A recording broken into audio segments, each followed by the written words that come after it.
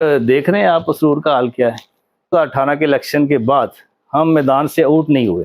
पीपी49 में अल्हम्दुलिल्लाह हमारा जो है ना जी तंजीमी नेटवर्क बड़ा मजबूत है। कलमा हमारा एक है, तो इस बुनियाद पे हम ये जमात जो है ना वो मैदान अमल में है।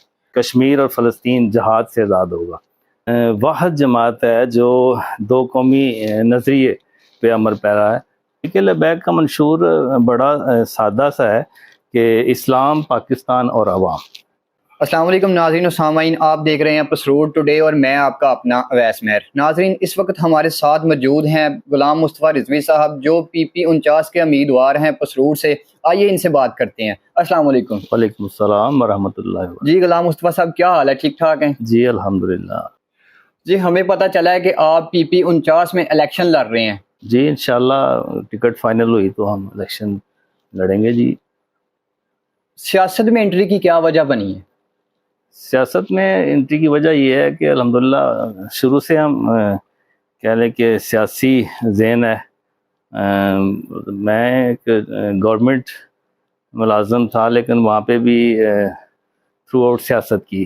30 साल मैंने सर्विस किया और वहाँ पे भी अल्हम्दुलिल्लाह 9 इलेक्शन मैंने विन किए थे गुजरांवाला बोर्ड से, 2 पिंडी से और 2 इलेक्शन पंजाब बोर्ड फेडरेशन के विन किए थे। तो जिस तरह के आप जानते हैं कि पाकिस्तान में 300 प्लस सियासी जमातें मौजूद हैं, तहरीक लब्बैक को ही क्यों चुना आपने इलेक्शन के लिए?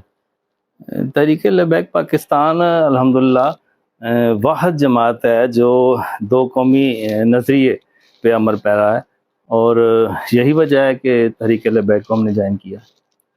तहरीक लब्बैक का मंशूर क्या है, ज़रा वजाहत फरमा दें। तहरीक लबैक का मंशूर बड़ा सादा सा है कि इस्लाम, पाकिस्तान और अवाम। कश्मीर और फ़लस्तीन के हालात आपके सामने हैं। अगर तहरीक लब्बैक जो है ना वो इक़्तिदार में आती है तो आपके क्या इक़दामात होंगे फ़लस्तीन और कश्मीर के लिए? फ़लस्तीन और कश्मीर के हवाले से अल्हम्दुलिल्लाह हमारी जमात जो है ना वो मैदान अमल में है, और इसका एक ही हल है कि कश्मीर और फ़लस्तीन जहाद से आज़ाद होगा। और इंशाअल्लाह हम 5 नवंबर को हमारा तूफ़ानुल अक़सा मिलियन मार्च भी इस्लामाबाद होने जा रहा है, और वहाँ पे भी हम यही दुनिया को पैगाम देना चाहते हैं कि यहूदो नसारा की जो दहशत गर्दी है इसराइल की सूरत में, उसको रोका जाए, और जो हमारे मुस्लिम हुक्मरान हैं जो इस वक्त कूफी किरदार अदा कर रहे हैं उनको जगाया जाए, और वो फ़लस्तीन मुजाहिदों और मज़लूम फ़लस्तीन बच्चों और ख़वातीन के साथ जो है ना वो खड़े हो जाएं और जहाद का ऐलान करें। ये तहरीक लब्बैक जो आपकी जमात है ये एक तहरीक के तौर पर उठी थी और फिर बाद में सियासी जमात बन गई। अब आम आवाम में ये तसर पाया जाता है कि ये खालिस्तान बरेलवी मसलक से तल्लक रखने वाले लोग हैं, और दूसरे जो मुकातबा फ़िक्र हैं उनके लिए ये मसाइल पैदा करेंगे इक़्तिदार में आकर। नहीं, ये बिल्कुल मैं नहीं समझता कि ऐसा कोई अवाम के जहनों में है, लेकिन अगर किसी के जहन में ऐसी बात है तो बिल्कुल नहीं होनी चाहिए, क्योंकि अल्हम्दुलिल्लाह दूसरे मुकातबा फ़िक्र ये बात कहने पे मजबूर हो चुके हैं कि हमारे क़िबला अमीरुल मुजाहिदीन अल्लामा ख़ादिम हुसैन रिज़वी रहमतुल्लाह तआला अलैह ना सिर्फ बरेलवी मकतबा फ़िक्र के कायद थे बल्कि पूरी मिल्लत इस्लामिया के कायद थे, और क़िबला अमीरुल मुजाहिदीन पूरी मुस्लिम उम्मत को, ख़ासकर जो पाकिस्तान के लोग हैं उनको कलमे की बुनियाद पर वो एक प्लेटफार्म पे इकट्ठे कर गए। तो जब कलमा हमारा एक है तो इस बुनियाद पे हम ये जमात जो है ना वो मैदान अमल में है। आप पीपी49 पसरूर में इलेक्शन लड़ेंगे, इस हवाले से आपकी क्या हिकमत अमली है? पीपी49 में अल्हम्दुलिल्लाह हमारा जो है ना जी तंजीमी नेटवर्क बड़ा मजबूत है अल्लाह के फजल व करम से, और दूसरा ये है कि 2018 के इलेक्शन के बाद हम मैदान से आउट नहीं हुए। यानी ये नहीं कि फसली जो बटेरे होते हैं इलेक्शन के लिए आते हैं और फिर इलेक्शन गए तो गायब हो गए, तो हम अल्हम्दुलिल्लाह 2018 से लेके स्टिल मैदान अमल में है। एक आम तो असर अवाम में पाया जाता है कि ये जो पसरूर है ख़ासकर ये नून लीग का हल्का है। नून लीग का हल्का तो नहीं मैं कहूँगा, लेकिन ये ज़रूर कहूँगा कि ये पसरूर जो है ना वो लावारस तहसील है। जब से हमने होश संभाला है यहाँ से जो है ना वो इम्पोर्टेड लोग आए हैं, बाहर से लोग आए हैं, उन्होंने जनाब वो سبز باغ دکھائے ہیں اور الیکشن جیتا ہے اور غائب ہو گئے ہیں. ایک سمپل سی مثال دوں گا میں, یہاں پہ شاید آپ کے علم میں ہے یا نہیں, کہ یہاں سے نواز شریف خود بھی الیکشن لڑ چکا ہے پسرور سے, اور اس نے ایک اعلان کیا تھا کہ میں پسرور کو پیرس بنا دوں گا, اور دیکھ رہے ہیں آپ پسرور کا حال کیا ہے جی.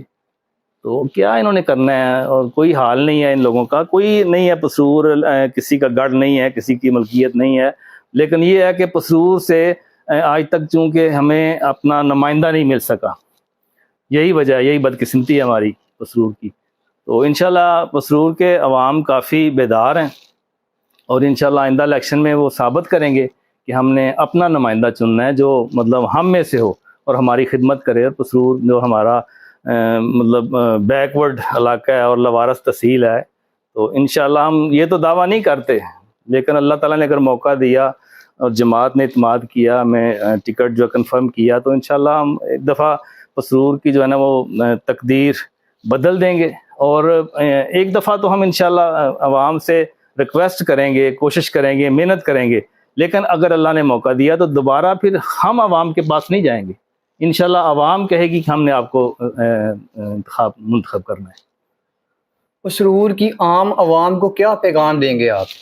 پسرور کی عوام کو میں یہی پیغام دوں گا کہ بہت ہو گئی اب ہمارے ساتھ, بڑے کھلواڑ ہوئے, بڑے سبز باغ دکھائے گئے, تو خدا را سیاسی وابستگیوں سے بالا تر ہو کر آپ اگر خالصتاً چلیں اور کسی مقصد کے لیے نہیں, تو اپنے پسرور کے لیے, اپنے علاقے کے لیے ایک پلیٹ فارم پر جمع ہو جائیں اور اس پہ آپ اپنا نمائندہ منتخب کریں, تاکہ جو ہم پھر 5 سال پچھلے 10-15 سال سے جو خواری ہو رہی ہے, کم از کم اس کو تو ہم بہتر کر سکیں.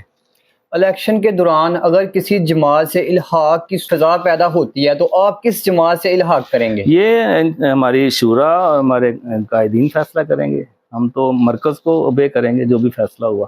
جی, تو ناظرین آپ نے دیکھا ہمارے ساتھ موجود تھے غلام مصطفیٰ رضوی صاحب, ان سے ہم نے گفتگو کی اور ان کا موقف جانا. ملتے ہیں ایک نئے پروگرام کے ساتھ, تب تک کے لیے اجازت دیجیے, اللہ حافظ.